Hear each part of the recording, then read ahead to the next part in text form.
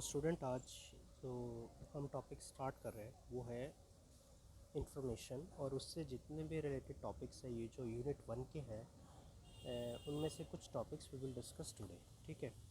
और आपको बता दें कि थर्ड सेम में जो आपका सब्जेक्ट है वो computer application of information technology.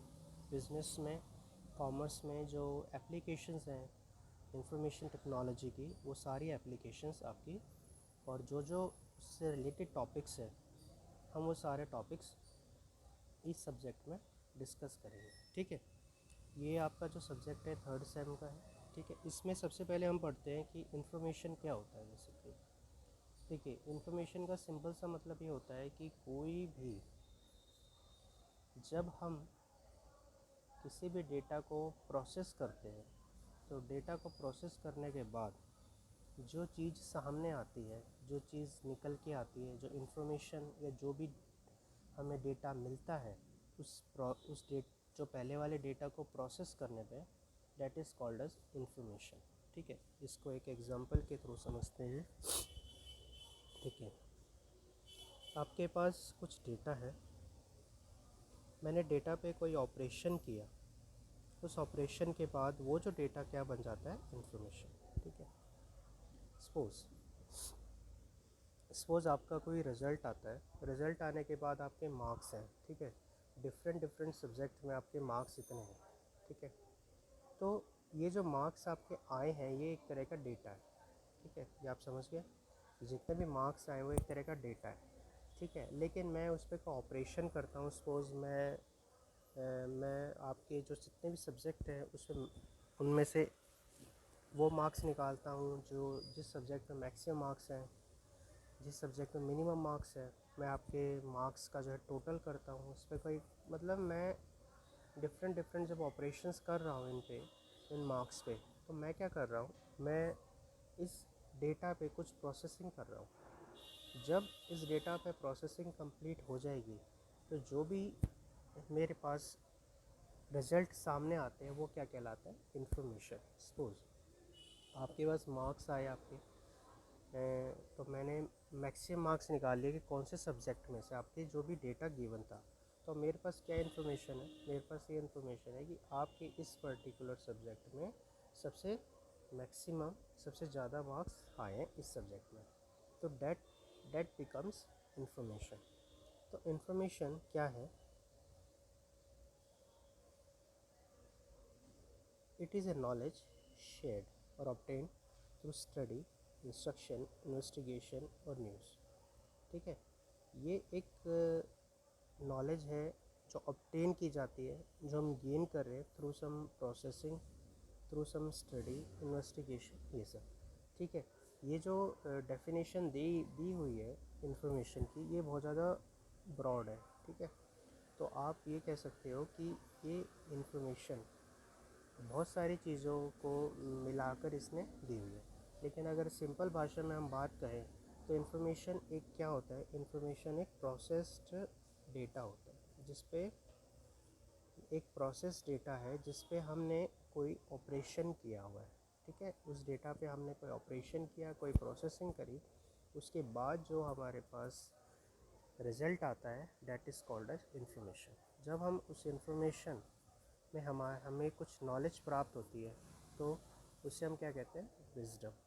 जब उस इंफॉर्मेशन से हमें कोई नॉलेज प्राप्त होगी तो वो क्या कहलाएगी, विजडम। तो इस तरह से हमने दो तीन चीज़ें पढ़ी कि डेटा क्या होता है। और डेटा आपको पता है, अगर मैं डेटा की डेफिनेशन दोबारा बताता हूँ, या फिर अगर जिसको क्लियर नहीं है डेटा, तो data basically collection of raw fact. Collection of raw fact का मतलब क्या हो गया, ऐसे फैक्ट, ऐसी सच्चाई हैं जो बेसिकली जिसको हम और ज़्यादा ब्रेक नहीं कर सकते। ठीक है। फॉर एग्ज़ाम्पल, मैंने आपके जो मार्क्स आए, ठीक है, वो डेटा है, बेसिकली वो डेटा ही तो है। एक तरह से आपके सब्जेक्ट के तरह मार्क्स हैं। हाँ, उसको हम दोबारा थोड़े ना कुछ और ब्रेक कर सकते हैं, तोड़ सकते हैं, कुछ और उसको हम ब्रेक नहीं कर सकते। तो वो एक कलेक्शन ऑफ रो फैक्ट। मैं कहूँ कि हमारे पास एक पर्टिकुलर कोई चीज़ है, वो इतना अमाउंट है, तो वो एक डेटा है।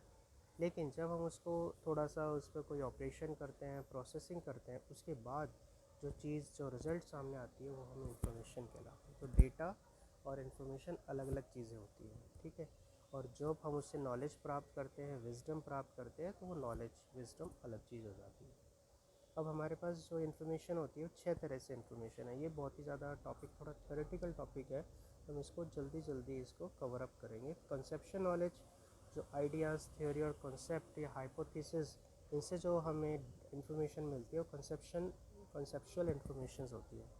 इससे जो डिफरेंट डिफरेंट साइंटिस्ट अपनी जो थ्योरी लाते हैं, जो अपने एक्सपेरिमेंट करके रिजल्ट लाते हैं, जो उन्होंने डिफरेंट तरह के प्रोसेसिंग करी है और उससे जो रिजल्ट प्राप्त करे हैं, हमारी क्या कहलाती है, conceptual information. This is Darwin's theory of evolution, ये सब थ्योरी हमारी। प्रोसीजरल इन्फॉर्मेशन, जब हमने कोई डेटा पे कोई प्रोसीजर लगाया, कोई ऑपरेशन किया, कोई प्रोसीजर करके उसको हम डेटा रिजल्ट को हमने ऑब्टेन किया, तो that is called as procedural information, ठीक है। नेक्स्ट है policy information. Policy information basically जब हमारे पास ऐसी इन्फॉर्मेशन जिसका यूज़ डिसीजन मेकिंग, फॉर्मेशन और सिलेक्शन ऑफ पॉलिसी में आया, तो that is called policy information. Stimulatory information क्या होता है? स्टिमुलेटरी इन्फॉर्मेशन जहाँ पे डेट क्रिएट ए रिस्पॉन्स और स्टिमुलेशन अमंगस्ट ए पर्सन और ए ग्रुप ऑफ पीपल, तो डेट इज़ कॉल्ड इन्फॉर्मेशन, ठीक है।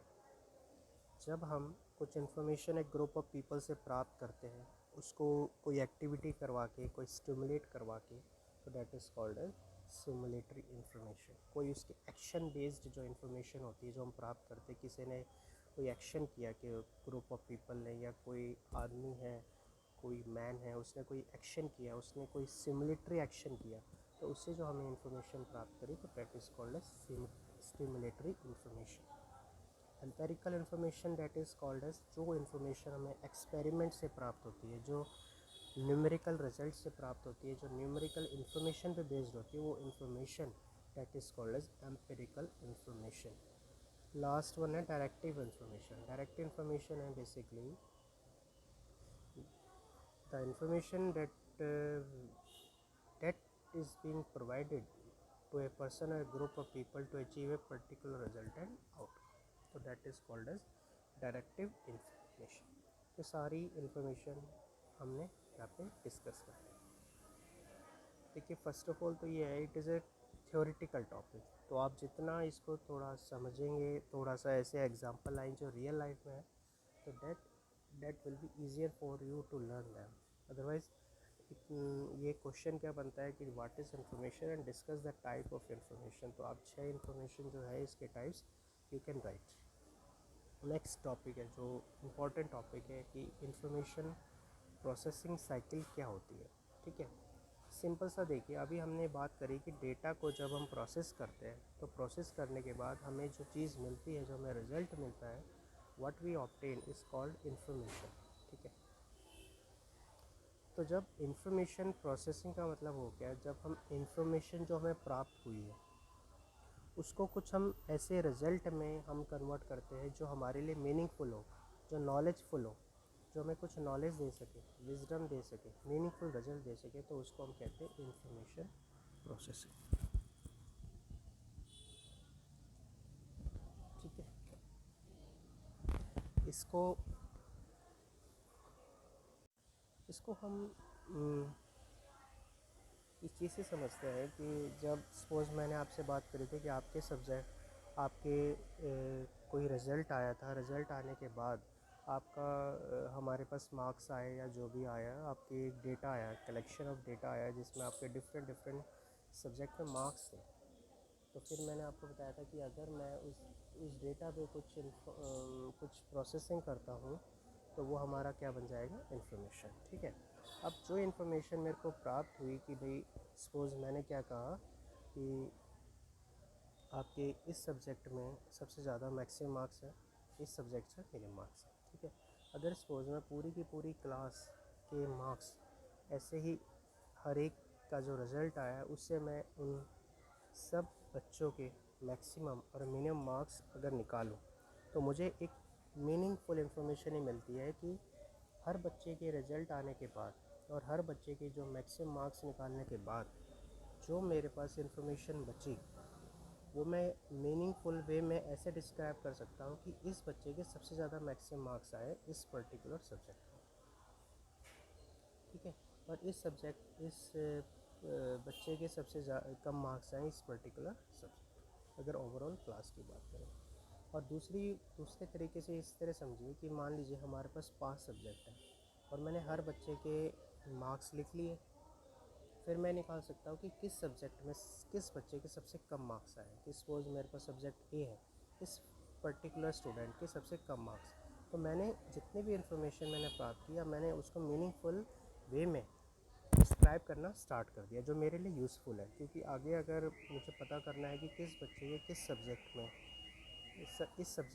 इस पर्टिकुलर सब्जेक्ट में वो सब्जेक्ट बी है, सबसे ज़्यादा मार्क्स आए थे, तो मैं निकाल सकता हूँ उसको, ठीक है। लेकिन सबसे पहले है कि इंफॉर्मेशन प्रोसेसिंग करने के लिए मुझे सबसे पहले क्या चाहिए कि जो इन्फॉर्मेशन है वो उसकी कुछ प्रॉपर्टीज़ मैं डिस्क्राइब करता हूँ। पहले तो ये वो टाइमली होनी चाहिए, मुझे जो इन्फॉर्मेशन टाइमली मिल जाए। कोई ऐसी इन्फॉर्मेशन ना हो जो बहुत पुरानी हो, जो मेरे उन रिज़ल्ट, मान लीजिए मुझे कोई इन्फॉर्मेशन चाहिए अभी करंट के बारे में, लेकिन रिज़ल्ट जो इन्फॉर्मेशन मुझे, जो डेटा मुझे मिला है वो बहुत पुराना है जो इन्फॉर्मेशन, तो मैं काम नहीं कर पाऊँगा। एक्यूरेसी का मतलब कि मेरे पास जो डेटा है वो सही होना चाहिए, इन्फॉर्मेशन सही होनी चाहिए। क्योंकि अगर इन्फॉर्मेशन सही होगी तो जो रिज़ल्ट आएंगे, जो नॉलेज मुझे मिलेगी वो सही मिलेगी। कंप्लीटनेस है, इन्फॉर्मेशन बिल्कुल कंप्लीट होनी चाहिए। जैसे मान लीजिए रिज़ल्ट्स है, आप मैंने अभी बात करी, आपके जो रिज़ल्ट है अगर वो कंप्लीट नहीं है तो मैं पूरी की पूरी इन्फॉर्मेशन गेन या मुझे नहीं मिल सकी। कंप्रहेंसिव का मतलब होता है कि मेरे पास जो डेटा होना चाहिए, मेरे पास जो डेटा होना चाहिए वो कंप्रहेंसिव होना चाहिए। कंप्रहेंसिव का मतलब हो गया कि मेरे पास थोड़ा सा ऐसा डेटा हो जो थोड़ा डिटेल में हो, ठीक है, और जो मैं जिससे कंप्लीट हो, ठीक है, डिटेल में हो, कंप्लीट हो, और मैं उसको एक लिक्विड वे लिक्विड वे में मैं उसको मतलब आसानी से मैं उस पर काम कर सकूं। तो ऐसा डेटा भी होना चाहिए, date is called comprehensive data, ठीक है। अब क्या होता है कि जो हमारे पास इंफॉर्मेशन प्रोसेसिंग साइकिल है, जो मेन आपका टॉपिक है, ठीक है, उसके 4 स्टेजेस है, 1 2 3 4। पहली है इनपुट, दूसरी है उस पर प्रोसेसिंग करना, जो भी हम इंफॉर्मेशन दे रहे हैं एज इनपुट उस पर प्रोसेसिंग होगी।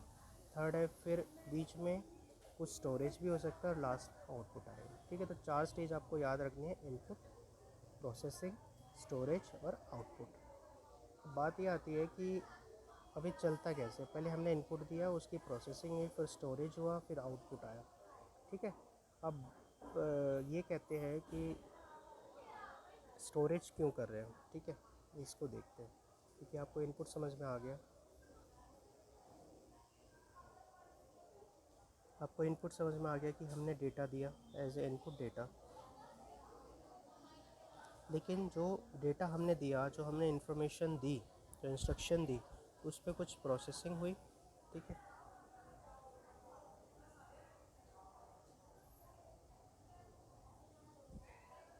अब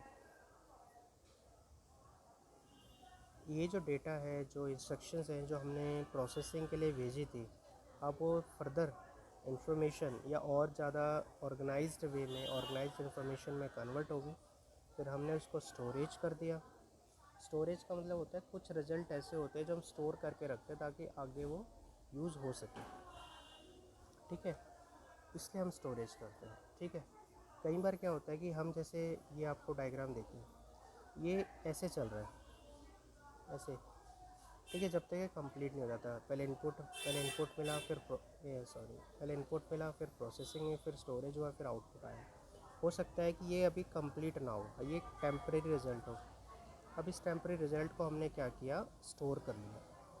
फिर दोबारा हमने उस रिज़ल्ट को इनपुट दिया, फिर प्रोसेसिंग हुई, फिर स्टोरेज हुआ, ठीक है, फिर आउटपुट आया। अब जो स्टोरेज है, स्टोरेज का क्या मतलब हुआ, जो हमने पिछला रिज़ल्ट स्टोर किया था अब उसका यूज़ करके दोबारा आउटपुट जनरेट हो सकता है। ठीक है, एक मैं आपको एग्जांपल देता हूँ। सपोज डी क्या था, D A plus B plus C था, और ए 7 है, बी 5 है और सी 3 है। अब मैंने क्या किया, मुझे तीनों का समेशन करना है। मैंने पहले क्या किया, 7 और 12 का प्लस कर दिया तो 12 आ गए। 12 मैंने क्या किया, स्टोर करवा लिया, और जब दोबारा प्रोसेसिंग चलती है तो 12 और 3 क्या हो गए, 15। तो ये जो 12 मैंने जो स्टोर करवाया था, ये दोबारा मुझे यूज़ हुआ आउटपुट को जनरेट करने में। तो स्टोरेज क्यों कर रहे हैं, कि स्टोरेज इसलिए कर रहे हैं कि जो बीच में टेम्परेरी रिज़ल्ट है उसको स्टोर करने के लिए, और हो सकता है कि हमें फाइनल रिज़ल्ट को भी स्टोर करना पड़े, ताकि वो फाइनल स्टोर करना पड़े ताकि हम आगे भी उसको यूज़ कर सकें। तो इसलिए ये चीज़ें स्टोरेज स्टेप यूज़ हो जाए। ठीक है, इनपुट प्रोसेस स्टोरेज आउटपुट। ठीक है, तो दोबारा देखो, आउटपुट को एक्सेप्ट करना, प्रोसेसिंग करना, स्टोरेज करना और रिजल्ट। ठीक है,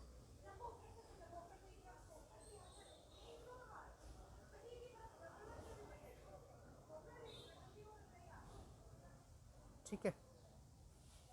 अब इसके बाद क्या है कि ये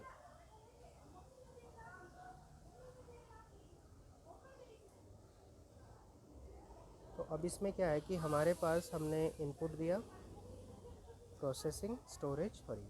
अब इसके जो फर्दर जो स्टेप है वो हम अगले लेक्चर में डिस्कस करेंगे। ठीक है, ये मोस्ट इम्पॉर्टेंट क्वेश्चन है एक तो, कि भाई write down the information processing cycle या describe the information processing cycle. ठीक है।